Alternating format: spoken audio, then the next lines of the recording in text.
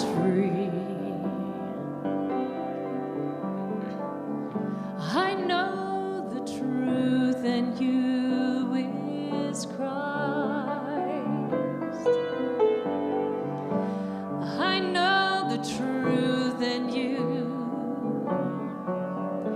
in me.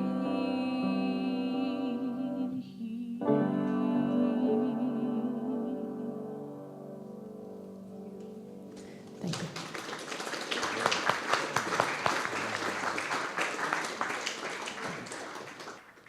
Absolutely beautiful. World-class music, right? Yeah. Not just an affirmation, it is the truth. Well, good morning, everyone, and thank you so much for your blessings and for my celebration of getting to hang around a few more years in this world and life. And it occurs to me that, you know, I'm in this physical form, but I probably have lived most of my life already in this physical form. I don't know that I have many years going ahead, but, you know, I'm open for that possibility, I know. But I'm open for moving on when I need to as well. And it's all a part of the adventure of being in this world and the gift. And so we've been working with and thinking about what this journey is that we're all on. Ooh, hello. Hello, Noah. I always think of that when something like that happens. Thank you, Bill. Ask and you shall receive, right? Thank you, blessings. Now I need to put it somewhere. Thank you.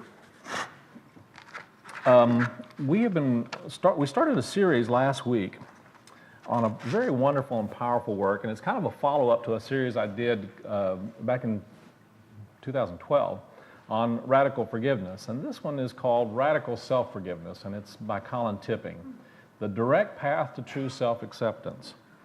And it is a wonderful and powerful work that has been stretching me.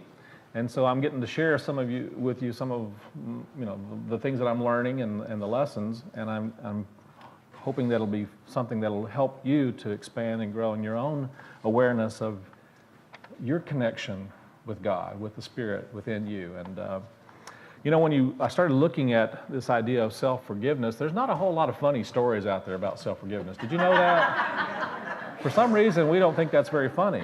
I don't get it. But there are a lot of wonderful stories about the opposite of that. And so I'm going to share with you some other things, and maybe that'll give us some contrast. Forgiveness begins when we give up the quest to get even. This is difficult because getting even is a natural obsession of the wounded soul. And so stories about getting even always capture our attention. In fact, I would say most of the movies that are out today in some way have some element of that in it. Wouldn't you agree? Yes. And there's something about that in our psyche, in our collective psyche, that says that that's what really makes things right. That somehow we're able to get even. So some time ago, Dave Hagler, who works as an umpire in a recreational baseball league, he was pulled over for driving too fast in Boulder, Colorado, and he was driving too fast in the snow, and he tried to talk the officer out of giving him a ticket by telling him how worried he was about his insurance and how he's normally a very safe driver and so on. But the officer said, well, if he didn't really like getting the ticket, then, he could go to court and take the matter to court. Well, and at the first game in the next baseball season, Dave Hagler is umpiring behind the plate, and guess who the first batter up was? Yes, you guessed it, the police officer. And they both he came up to the plate, and they kind of looked at each other in a moment of recognition, and the police officer said, well, so how did that ticket thing go for you? And Hagler just simply says, well, you better swing at everything.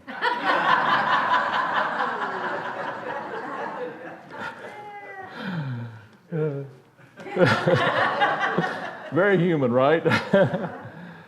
And I came across another wonderful story late one summer evening, and It was actually in Broken Bow, Nebraska. It was a very weary and tired truck driver came into a truck stop and was having his meal and was sitting there eating, and these three bikers came in, really rough-looking guys, and really, they were tough, macho kind of guys, and they came in, they began to hassle him and began to give him a hard time, and one of them actually grabbed his hamburger off his plate and started eating it, and another one grabbed his fries, and another one grabbed his, took his coffee from him, and he just sat there for a moment, and then he finally just got up, paid his bill, and then walked out. And those truckers were talking to the waitress and says, "Man, he wasn't much of a man, was he?" And she said, "No, he wasn't much of a truck driver either. He just ran over three motorcycles."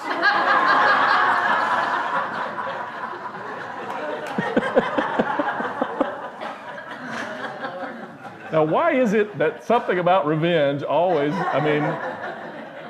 my suspicion is it's pretty funny, actually, because we think that somehow that's going to make things right. There's a part of our psyche that wants that. There's a part of our soul that seems to feel like that somehow is going to set things right. But there's a part of us that also knows that that's not the reality. That's not the truth, is it? There's a part of us that knows that doesn't work. And it doesn't necessarily set things right. And that's part of what we're trying to learn, and that's where this whole idea of radical forgiveness really comes in. One of the things Colin talks about is the difference between traditional forgiveness, as you might say, or normal, conventional forgiveness, and radical forgiveness.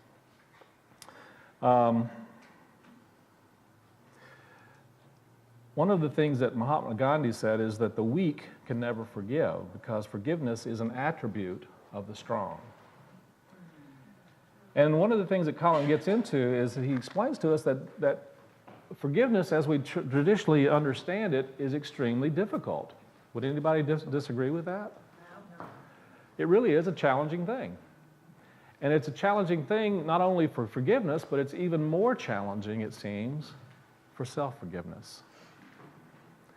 And one of the reasons he gives for it being so challenging and difficult is because even when we're in that place of wanting to forgive, there's also some part of us that wants, I won't say retribution, but wants to somehow reciprocate.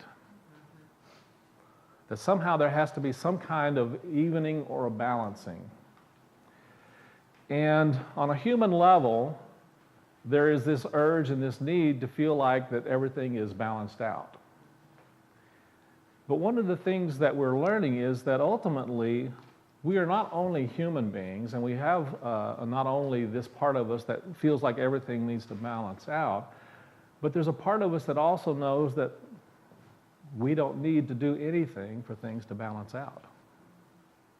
That ultimately there is something that is greater and something that works in our favor, that moves us in a direction toward a healing, a transformation. And so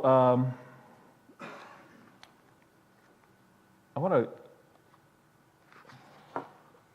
kind of share with you and go over again some of the things I talked about last week. Here's some assumptions that we're making when we're looking at and talking about radical forgiveness. One is that while we're in bodies, and our senses tell us that we're separate from each other, ultimately the fact is we really are all one. That we are spiritual beings choosing to have a human experience, but without awareness. We go unconscious. And then we live in two worlds. We live in the spiritual world, and we also live in the human world. And we're really walking between these two worlds, you might say.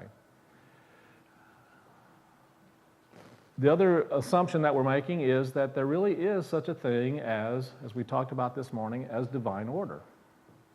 And that ultimately the things that go on in our experience in our lives are not random. That everything that we see and go through and we experience in life happens for he says a reason, but I have a different way of saying it. I think it happens not necessarily for a reason, because that really to me always involves the intellect. but it does happen for a purpose. It may not happen, we may not be able to ever know the reason something happens, but we can know that there is a purpose, and ultimately that purpose is for a higher experience of the presence of God in some form, in some way in our lives. That it will draw forth from within us something more of who and what we have been created to be. It will draw from our inner resources and experience a greater knowing and awareness of the possibilities of a greater good. So regardless of what goes on in our life and world, there's something that we can recognize is there to bring us into a deeper, fuller, richer experience of the divine. One of the chapters he lists, he calls the Tao of self-forgiveness. And he says, whether we are talking about self-forgiveness or the forgiveness of others, the idea that forgiveness is extremely difficult and only special people, it applies to only special people because only special people are really able to do it.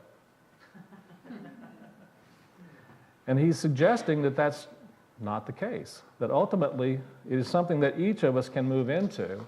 But it also, he says, Webster talks about forgiveness as a letting go of resentment against someone and giving up the desire to punish.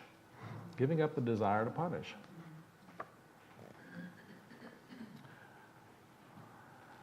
I think in many ways, this is, from our human perspective, something very challenging. And it's one of the reasons why we find it oftentimes difficult to follow the teachings of Jesus, because it is part of what Jesus talked about, is letting go of this need.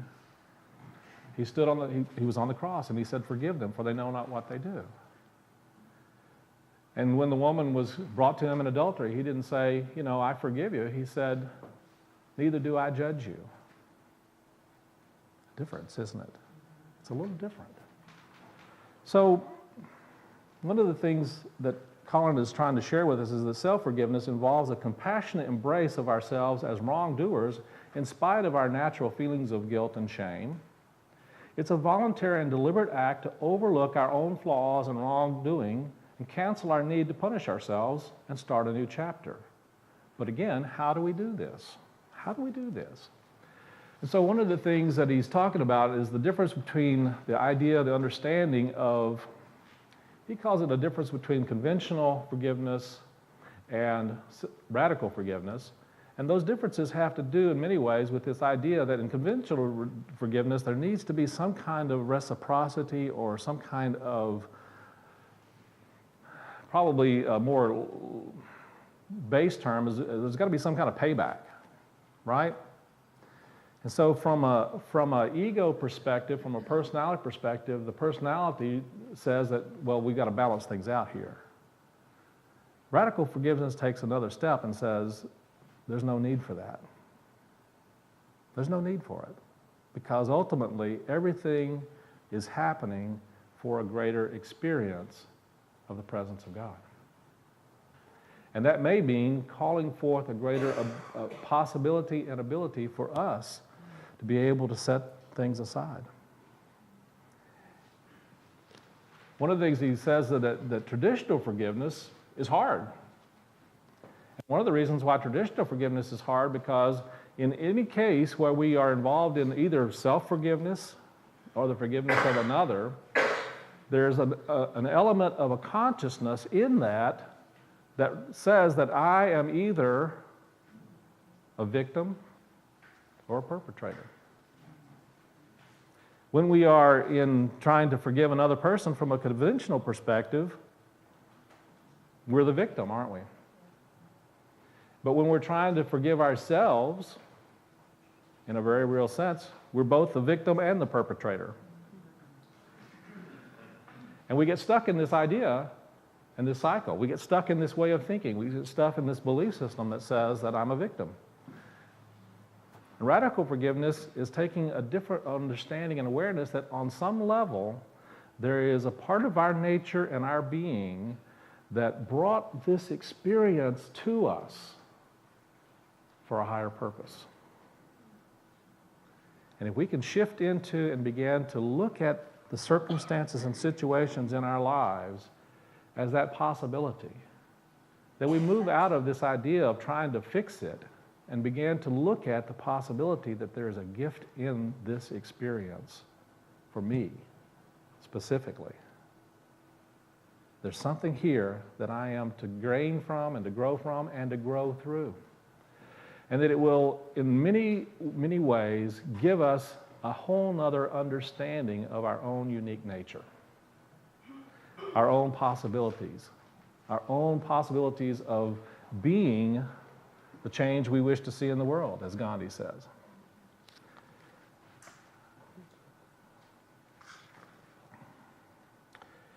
One of the things that he talks about is this understanding that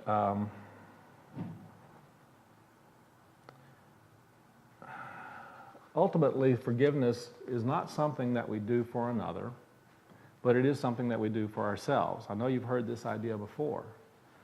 And we have a tendency to think, well, how can we forgive ourselves if the person, maybe we've hurt someone else, and what if they don't forgive us?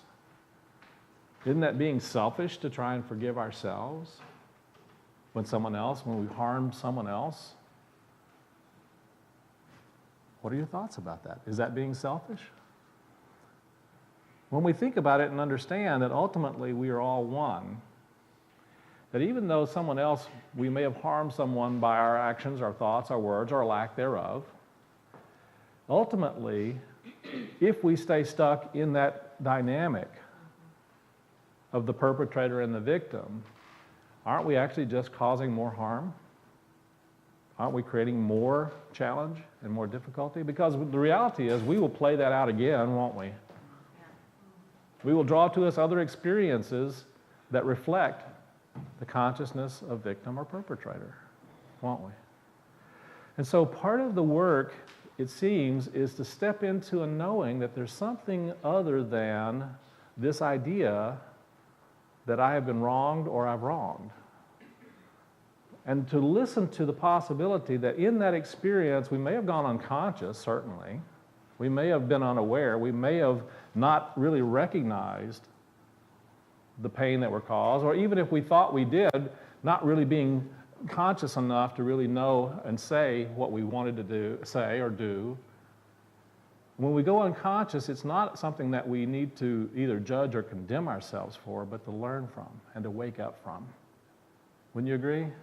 Doesn't that make sense?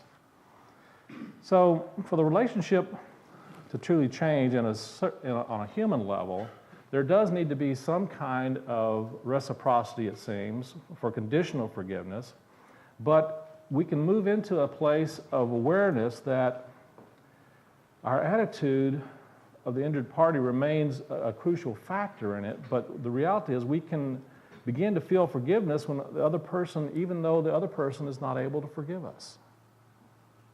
They may not be in a place to be able to forgive. They may not be in a place where they can let that go. But if we continue to hold on to it also, we're actually adding even more to that suffering. And so part of our work is to recognize that, yes, we may have gone unconscious and said and done things that were harmful or painful, but if we hold on to that ourselves, we're actually adding more suffering to the world. Wow. So one of the things I want to talk a little bit about also, he gets in here an understanding, has a great question.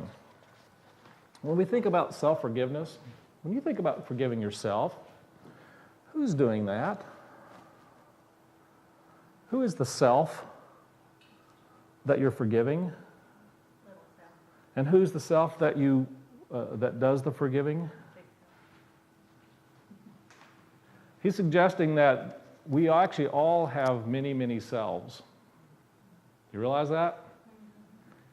We're not just a self. We really, when it comes to our personality level, we are multiple selves. Charles Fillmore talked about that in terms of our personality. When we are we're in our consciousness of our ego and personality, we are really many egos and personalities. And we show up in our lives in the world in many different ways. There are lots of different voices going on inside of us. Wouldn't you agree? Well, okay, which part of you does hate to admit it, though? That's the question, right? There's a part of us that hates to admit that. And there's a part of us goes, well, yeah, that's probably true. Whose voice is that? You follow what I'm saying? There are different awarenesses and different voices, and he kind of gives names to some of them, and some of them are very archetypal. He calls them, this comes from actually some of the work of Robert Jolie, who in psychosynthesis. You guys, anybody familiar with psychosynthesis? Amazing work. If you ever get a chance to read that work, it's very profound. He's talking about our subpersonalities. We all have different subpersonalities. And so they are different ideas and belief systems about who we think we are. They're not the reality of who we are, but that's who we think we are oftentimes. And we oftentimes have this awareness of who we think we are dependent upon the circumstances, depending on who we're with. And we know that all of those things are changing all the time, aren't we? And so those personality cells, those subpersonalities are not the real of us, but they do seem to be things that kind of are running our experiences and lives a lot of times. He says, our cast might include the critical parent, the professor, the princess, the clown, the snoop, the boss, the damsel in distress, the white knight, the judge, the snob, and so on. Anybody know any of these guys? Have you met any of them? Okay, check. So he goes on to say, he says, for example, the Joker. Anybody have one of those? Of course, the Joker is likely to come out strongly in our defense, making jokes as a great way to deflect. And to deflect a perceived attack or to avoid emotional experiences or avoid feelings. I would never do that, of course. But so we've been working with the shadow a lot, of course, haven't we? We've been talking about the shadow work that we're doing. These are parts of ourselves that we oftentimes are not even conscious are running the show. He says, I love this part, he says, if we like to take care of others, this is the wrong one. Let me find it. He says, a way to manage our survival was primal, is to compensate for our perceived deficiencies. These are the subpersonalities. And he goes on to say that basically, a lot of our life and our world is being operated by the committee inside. We have a committee in there that's having all these different conversations going on. And so when you think about self-forgiveness, the question is, who is that self that we are needing to forgive, and who is the self that does the forgiving? And he suggests to you that he's really going to work with three main ones. And see if you recognize any of these. I don't know if anybody else would recognize these, but I resemble those remarks, if you know. There's the judge. Know that one? There's the critical parent. We all have that within us also. But there's also the loving self, right? And the three that we are working with in terms of radical forgiveness are really the judge, the critical parent, and the forgiving self. And one of the things he points out is the judge is never going to forgive you. It's not the judge's job. Not going to happen. In reality, the critical parent isn't either, because that part of their work is to make sure that you're dressed properly and everything's doing right, you're doing it all properly and doing it right. You understand what I'm saying? So we all have this critical parent inside. So conventional self-forgiveness really has a lot to do with trying to appease the judge and the critical parent. Yeah. And they don't have any ability to do what we want them to do. They will never forgive us, because the moment that they do, their role is no longer necessary. And so part of the work of radical forgiveness is to begin to move into a different understanding of self, a different awareness of self. And he calls it our I am self. You guys heard that before? Heard the I am self? In Unity, we call it the individual self, our individuality as opposed to our personality, but we also call it our Christ self. That presence of the divine that's within each and every one of us. That one that is within every one of us that Jesus came to show us and to teach us, and came to show us how we can experience more of that nature of our true being. And when we're able to move into that place where we are experiencing our wholeness through the I am self, then it no longer becomes a matter of trying to set things right. It's actually a matter of simply being able to see it rightly. I want to read to you, I have this wonderful quote from Eric Butterworth. Let me find it.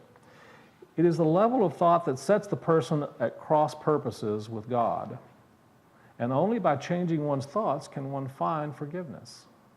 God always forgives because there is no unforgiveness in God. Love is omnipresent in us, and releasing the thought that obstructed the love frees the flow of the love. And so part of our work is shifting our awareness from that voice inside of us that is continually trying to show us wrongness, our wrongness and the wrongness of others, into an awareness that there's something always working in our favor. There's something always working to bless us. There's something in the circumstance and situation that is there to try and give us a deeper experience of the possibilities of good that can come into us and through us in life. So I want to read to you and share with you a story that I came across in closing. There was a young man, it was actually a young nun, who once actually claimed that she had a vision of Jesus. And the bishop, he decided, well, you know, that's possible, but I need to check and test and see whether this is true or not. And so he said to her, the next time that you have a vision of Christ, what I'd like to ask you I want you to ask Christ this question. Before I became a bishop, what was my primary sin? What was my primary sin before I became a bishop? And so she went on, and some months later she came back and she said she had had another vision. And he said, well, did you ask him the question? And she said, yes, I did. And, well, okay, then what did he say? He said he couldn't remember.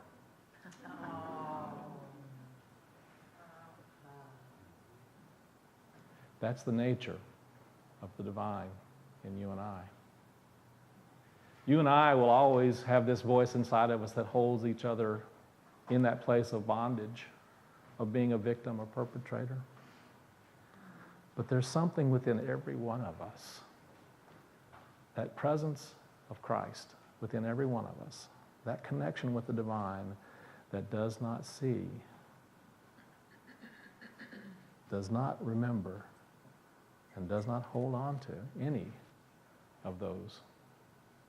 And part of our work in radical forgiveness is helping our own self to be able to recognize and to see ourselves and each other from that place. And when we do, we even become more of what Jesus said to us. You are the light of the world. Doesn't that sound like fun? Yeah. So I invite you this week to take some time to remember that God doesn't. Let's move into our meditation time. Let's move into a comfortable place. Just take a nice deep breath. Begin to breathe into that heart space. And as you breathe in and out, just begin to allow an awareness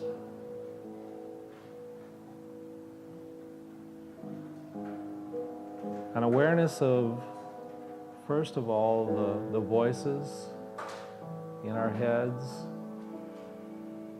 the ones that say, you're not good enough, I'm not good enough, or the ones that say, well, I'm better than others, or I'm better than someone, or I'm not as good as someone. And all of those little judging voices. Take a moment now and just observe, and don't resist. but as they sometimes say, thank you for sharing.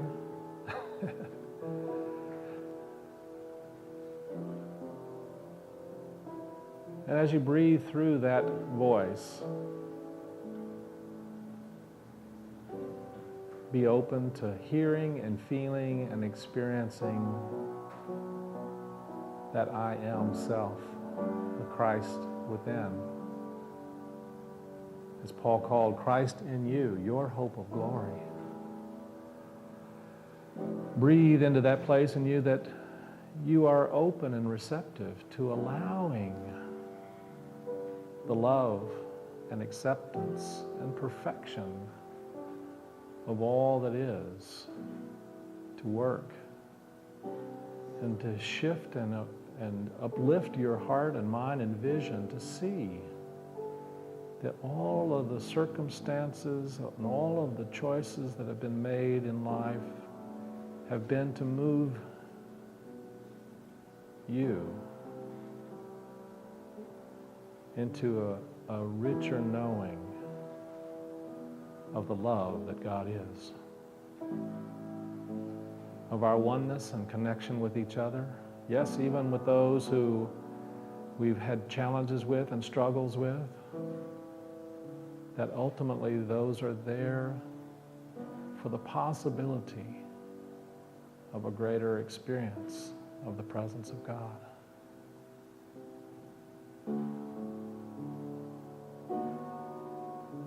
Notice when there are voices that say, no, that can't be right, because they're there, aren't they? Just breathe through them.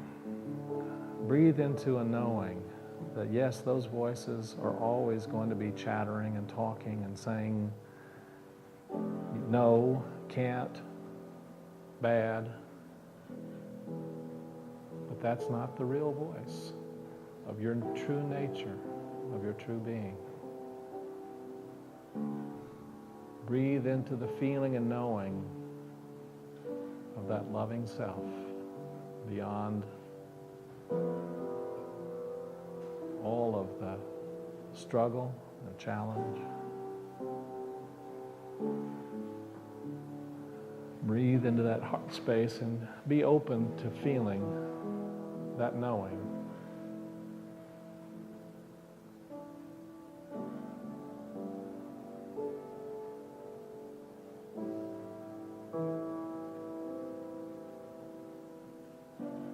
Thank you.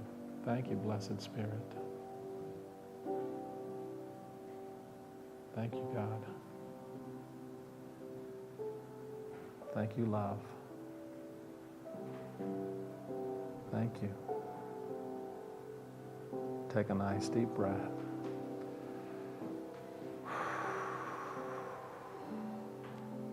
Let your awareness be in this room, in this time and place. Take another nice deep breath.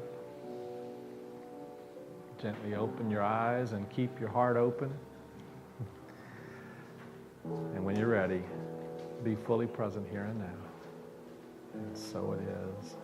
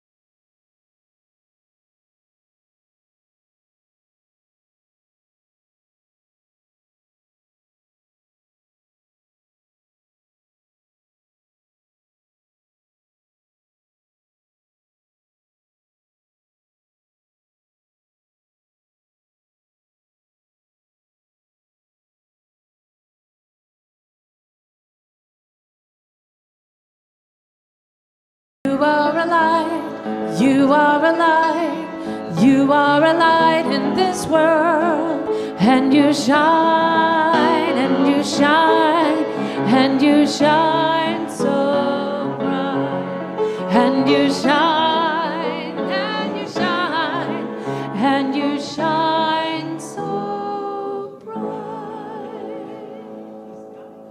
Oh, good morning. Glad you guys could be here today. You ready to do a blessing? Yep. Who's going to start? Downtown Unity Circle. We love you, we bless you, and we truly appreciate you, and we behold the Christ you are. Yay, all right. Okay, you guys soak it up. Now you got to soak it in first, right? And let's send it back. All right, youth of Downtown Unity Circle, we love you, we bless you, and we truly appreciate you. And we behold the Christ you are. Amen. Namaste. And let's stand and sing have our circle.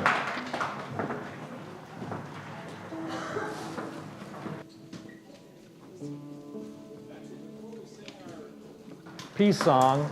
I'd like us to, we have a special request, and I would like us to do a blessing of the prayer protection for our beloved Teresa. Will you come in, just come in the middle there, Teresa. We're going to bless you. Will you guys join me? The prayer protection, the light of God surrounds you, the love of God enfolds you, the power of God protects you, the presence of God watches over you. Wherever you are, God is, and all is well. And so it is, yes. And let's sing our peace song.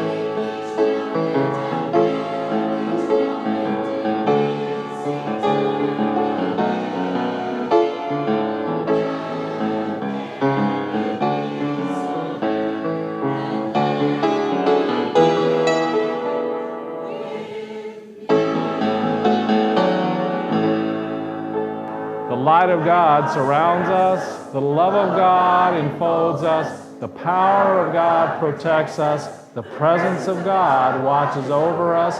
Wherever we are, God is, and all is well. And so it is. Amen.